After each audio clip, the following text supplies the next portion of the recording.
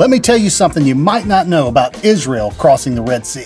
Moses and J-E-L-L-O. How long does it take to part the water? How fast can you get 1 million people across a sea?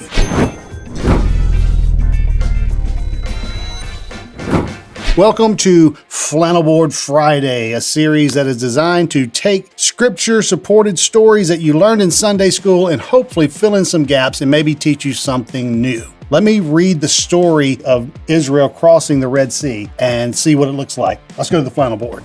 By the power of God, Moses led the enslaved Israelites out of Egypt with the hope of reaching a promised land. Well, after the Hebrews left Egypt, the Pharaoh became angry and summoned his army to go after them. And God led them to a place where a mountain was on their left and on their right. The Red Sea stood before them. God instructed Moses to stretch out his hand, and the waters of the Red Sea divided, allowing Israel safe passage. When God's people reached the other side, the Egyptians followed them. However, again, God commanded Moses to stretch out his hand over the Red Sea, and the waters engulfed the army and destroyed them. This is the classic Sunday school story. Right. But Joseph, how long does it take the Red Sea to part? Because he puts the staff over the water and boom, it parts immediately. Glorious display. Well, just imagine you're standing there at the edge of the water as a recently freed slave, and you're waiting for Moses to do this wonderful miracle of parting the sea. And he stretches out his hand, and you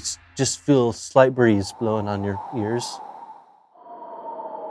And nothing is really happening. Moses has led you to a dead end. That's not quite as exciting as the movie. No, it's not. Meteorologists believe that an eastern wind came in and blew for about 10 hours. And if this wind blew hard enough for 10 hours straight, that it would push the water back about 10 feet and create a dry path for these people to walk across. It's been put to the test that a strong east wind could blow the water back, but how does it hold the water up? That's my question, because they crossed on dry ground.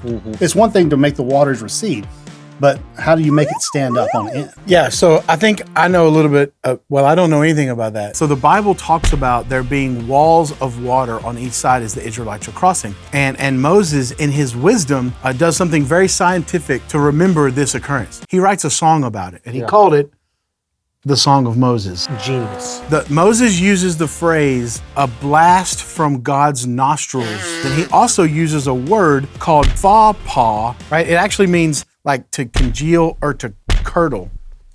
So the idea is that the water potentially could be like the consistency of Jell-O, and it would just be congealed or curdled as you walked by. The song that Moses would have written would have talked about the blasting of the nostrils and the congealed water. Sounds like boogers. If we only knew how that tune went. The blast of your nostrils and the congealed and curdled water. It's a no for me, dog. And that's where we got the Jell-O theme song from. Right, from the Bible.